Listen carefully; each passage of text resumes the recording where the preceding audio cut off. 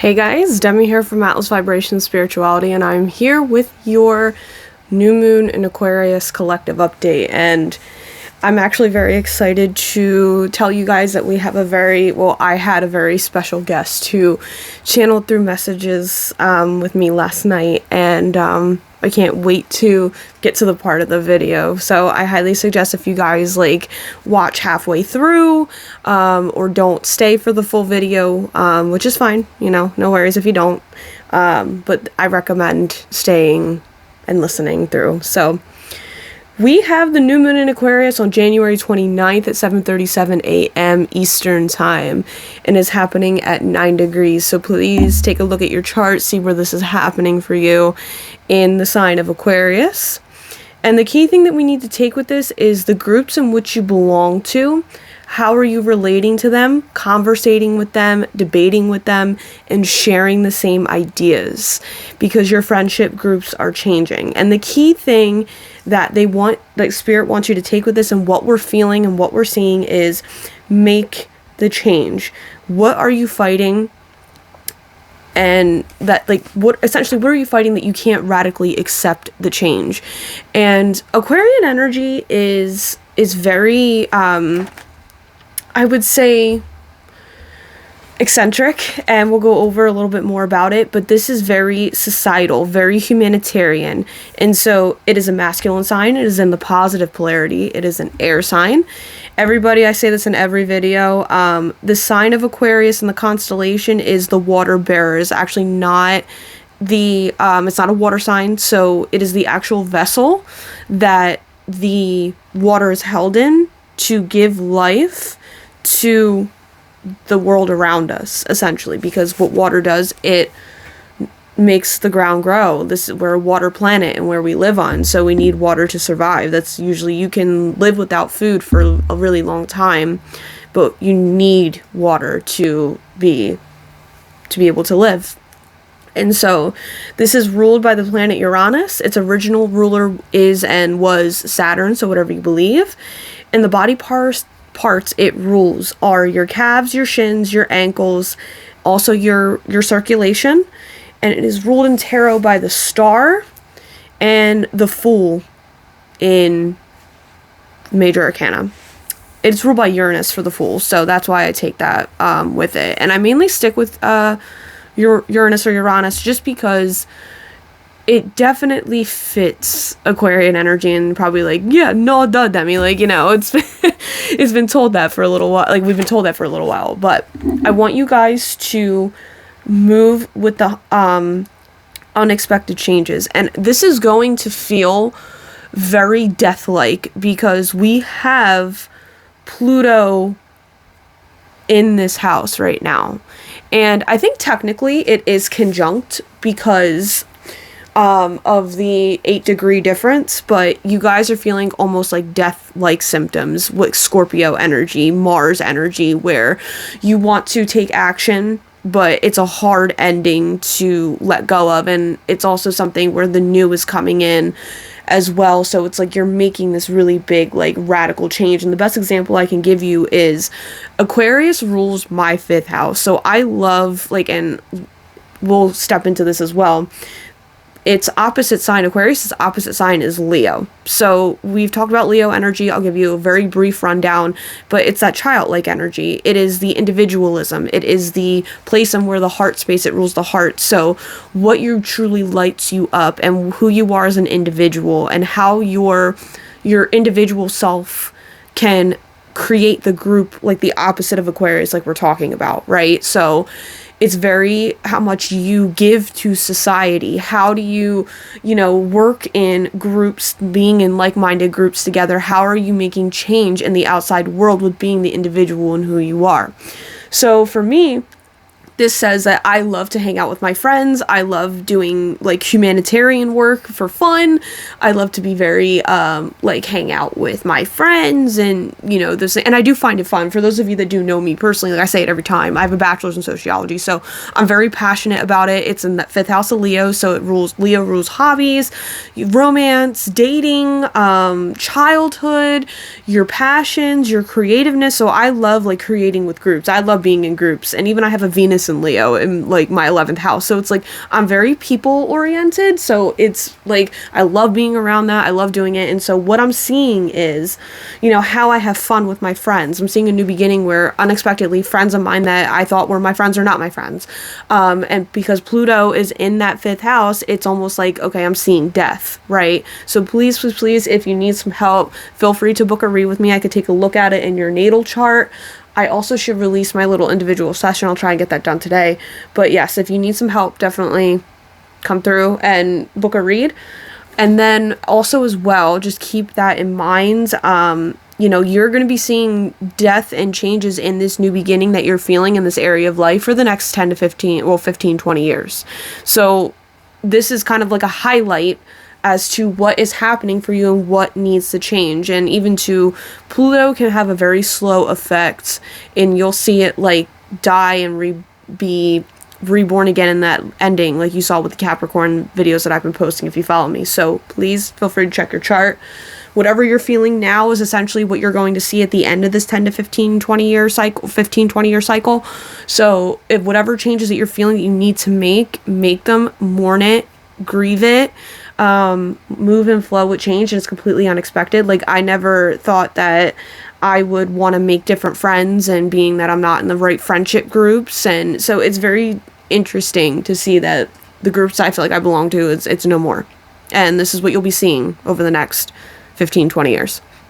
So Aquarius and its light side, things that you would see in a more positive way is very intellectual. Aquarius is that, you know, they're very intellectual, they're very freedom loving, they're eccentric, they love to dress differently, they have out of the box ideas, they love people, they're very relatable, they're understanding, they're positive, they are very humanitarian, they love to break free from societal norms through accepting other people.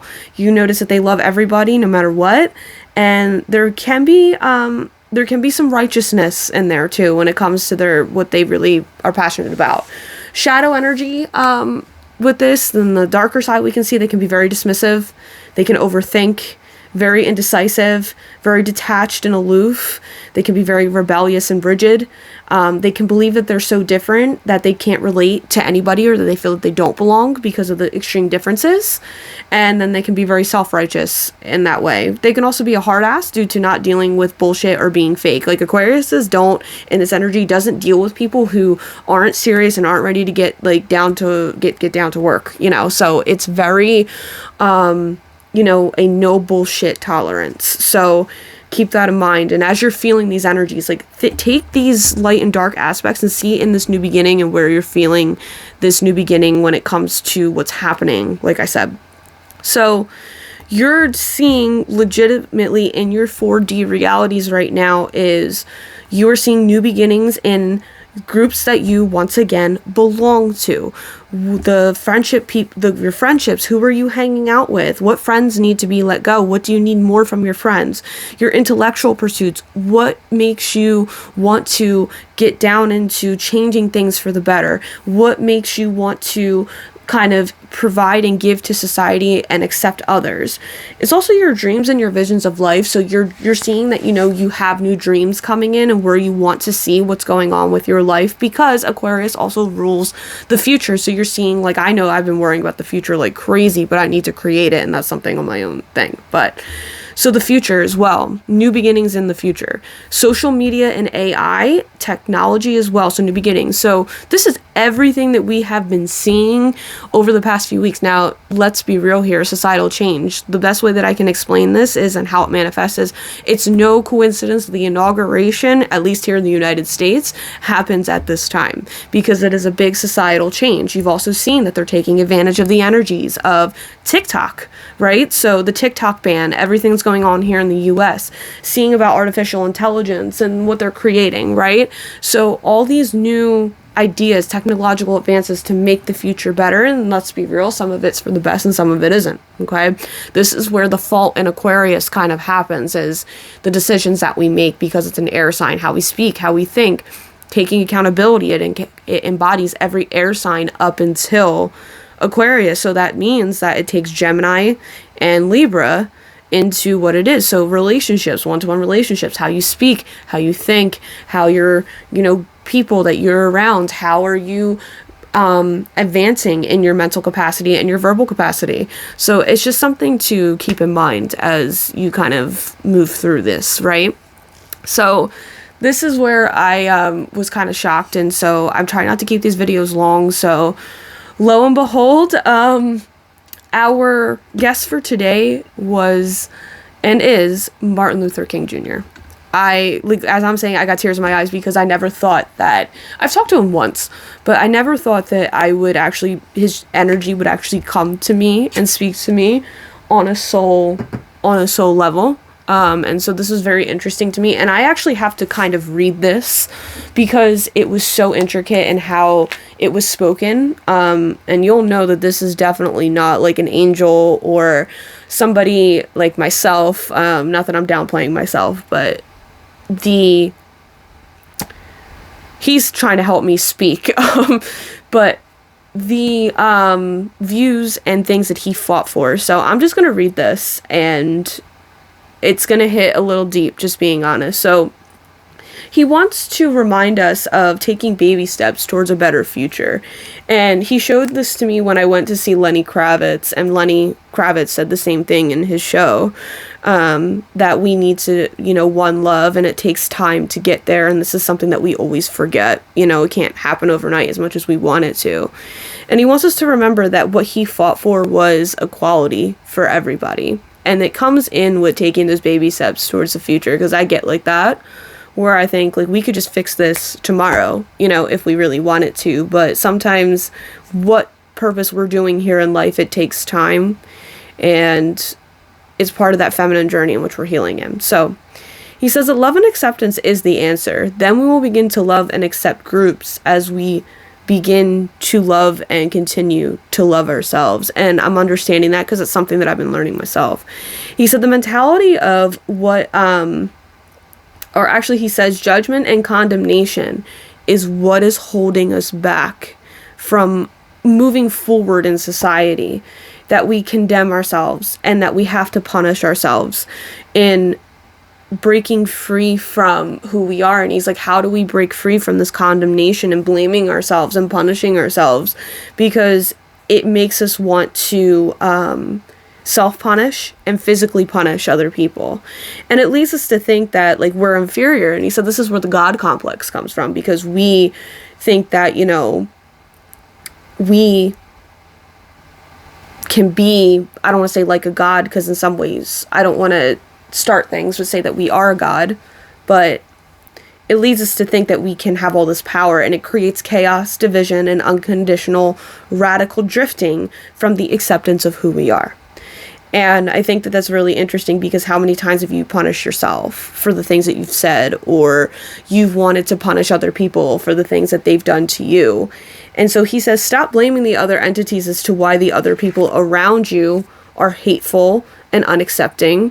And that goes for your external institutions, such as your governments, your parents, and any other institution that influences you. And he says the idea, or the right way, is asking yourself, why are you not accepting of other groups or people who were not like you? And he's like, not talking about any of those terrorist groups or any of those kind of groups there. He goes about minorities, different cultures, and any other group that is not considered normal.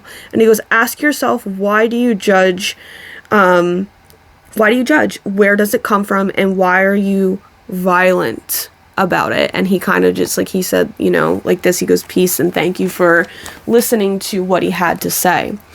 This video ran over a little bit more than I expected. I got like 40 seconds left, but I want you to sit with those questions and ask yourself, why do you hate on other people when they're not really bothering you and not accepting what this is? And this is what this new moon is about, is learning to accept yourself, accepting others, accepting yourself for the parts of you that you didn't think would come through. And I will admit, I'm learning that, a writing career is fully coming in for me, and it was not expected in the least one bit.